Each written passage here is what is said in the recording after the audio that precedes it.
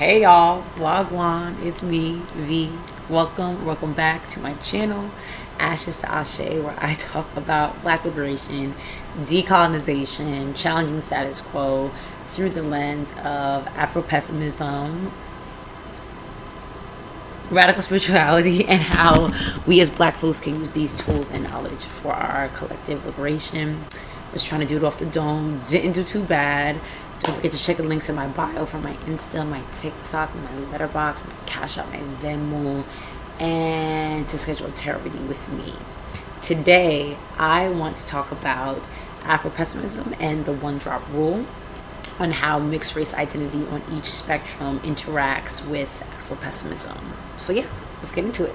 Well, I started thinking about the weaponization of the one-drop rule and how confused a lot of y'all are, and how insidious it can be when mixed and multiracial folks who are not Black cling to Blackness and try to claim and adopt Black identity. But that, in addition to reading and always ruminating, for lack of a better word, over with Afro-Pessimism, led me to kind of examine how mixed identity operates through an Afro-pessimistic lens on each end of the spectrum. First, we have to identify Blackness. Y'all hate to see me coming. Blackness. So sociologically, race is a social construct. Society constructs your race for you. And Blackness is anybody who is phenotypically Black, phenotype being your physical features. So that means looking Black, having Black features, Black nose, Black lips, Black hair, Black skin. Anything that they make fun of Black people for having is what consists and constructs our phenotype. Sociologically, anyone who looks Black, has Black features, is viewed by Black as others, and then socialized and treated as such. Again, through an Afro-pessimistic lens, is Black. This is also to say, or for me to acknowledge, that while race does differ according to where you are in the world and your culture, there is some nuance there. Blackness as an imago, which Frank B. Wilderson in Afro-Pessimism talks about, Blackness as a subconscious image, does not vary. And so that is, in addition to phenotype, what I'm talking about. Read the book. This understanding or sociological phenotypical classification of Blackness coincides with Afro-Pessimism, which theorizes that Black folks globally have and are and will suffer a social death, being non-human sentient beings who are always relationally occupying the role of the slave, in relation to any non-Black folks' master dynamic, because of what we look like. Or so then what we look like, what the subconscious image of Blackness, of a Black person, the weight of that, what that means, what that looks like. So, for example, I'm going to list some Black people because we, not I, but a lot of us have lost the plot, and what the word Black means and what that looks like, specifically in relation to mixed folks, even more specifically multiracial folks, which is what originally sparked this idea and understanding of the weaponization of the one-drop rule and the desire to associate, have proximity, and at times embody Blackness, specifically stereotypical ideas of Blackness, right? That subconscious image of Blackness, in order to gain proximity to Black folks and Black culture. Some examples of Black folks: Will Smith, Nelson Mandela, Oprah, Miguel, Malcolm X, Bob Marley, Tracy Ellis Ross, Kwame Ture, Viola Davis, Barack Obama, Yara Shahidi, Rihanna, Mike Tyson, Morgan Freeman. Who else is Black? Kerry Washington, Beyonce. Okay.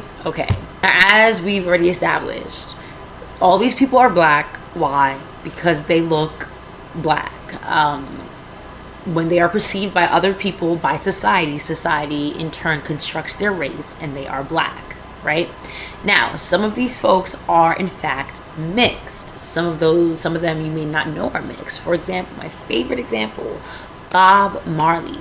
Bob Marley is a biracial black man. He is black and white. However, you would be a damn idiot to try to convince anybody that that man's not black. Same thing with Tracee Ellis Ross. Same thing with Rihanna, right? Rihanna, her father is biracial. He has a little bit of Irish, a little bit of Scottish, a little bit of, like, I guess, white European. Yara Shahidi, she's black and Iranian. Bob Marley, black and white. Now, there is a lot of confusion. Mixed is not a race. And someone being mixed, that is not in and of itself a distinction, and more specifically, it does not tell you what that person looks like, i.e. their race. There are biracial slash mixed white people, biracial slash mixed black people, Bob Marley being one of the former, right? So this is to say that too often we paint mixed race, whether that's biracial, right, triracial, whatever, multiracial, with a broad brush, in a belief, a misguided belief that all biracial folks are light skinned, loose curls, that they look like, all biracial folks look like Zendaya, that they come out with the same phenotype, which is why Bob Marley is my absolute favorite example, because that is a black man that you do not know is mixed until you find out, someone tells you, right? Two, we need to acknowledge that the weaponization of the one drop rule is inherently white supremacist. What I mean by this, so the one drop rule, right, was basically constructed to say that anybody that has a single drop, one drop of black blood is now black. Now, first and foremost, they did this to enslave and continue the legacy of slavery. Like Sally Hemings, that wasn't a black lady. That wasn't a black lady. There was a classification. I'm not going to say that word on the internet. But this idea that they were all black, that is a product of white supremacy. This is where Afro-Pessimism starts to come in. The idea that one drop of black blood means you're automatically black perpetuates this myth and this idea, which again feeds into the subconscious image of black folks that just one drop, it's super blood and that's it. And it's crazy because we would all agree that that shit don't work on in the inverse. Right? Drake's son's not black. Meghan Markle's kids ain't black. Like, what are we talking about? Where Afro-Pessimism as a theory continues is for many mixed black folks, and for a time myself included, right? There is a struggle, and this is not a tragic M-word tale, right? But a struggle that comes with the intersectionalities of two different identities, right? Of the reckoning that happens between trying to reconcile yourself with the very real nature of your blackness and the inescapability of it because you are black, which kind of which identity of mine is more true, if not both of them equally true. The reason that this happens is because of anti-blackness and its position and the status of power that anti-blackness brings you in the non-black or non-racialized ethnic group. This reckoning that mixed folks have to, specifically biracial folks, have to kind of come to is always due to anti-blackness from the non-black or the non-racialized ethnic group. So when I say ethnicity, that is the culture, customs, language, history, nation of origin that a person belongs to, right? You can be black racially and black ethnically, as black Americans all are, because black culture is the OG American culture. We'll get into that in another video. Because ethnicity is a shared identity between a group of people, right, that consists of their culture, their language, their custom, their histories, the country of their origin. Multiple races, the way someone looks, right, can share an ethnic culture. However, when you have an ethnic culture that is not inherently or indigenously black, right? So, for example, black culture, Nigerian culture, Jamaican culture, right? These are indigenously black ethnic cultures. When you have a culture that is not that, and you have a mixed black person who is racially black and ethnically black and something else, who are standing in their full birthright to belong and to share and to engage with that ethnic culture. What often happens is, not just because of anti-blackness, but more specifically through the lens of Afro-Pessimism, right? The social death that Wilderson speaks upon. Because blackness isn't a module, right? It's a classification. It's a curse.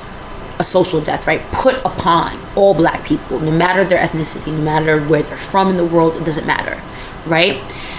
When you share an ethnicity, a culture, a shared history, right? Food, a language, the non-black members of that ethnic group are now faced with the social death that black folks endure.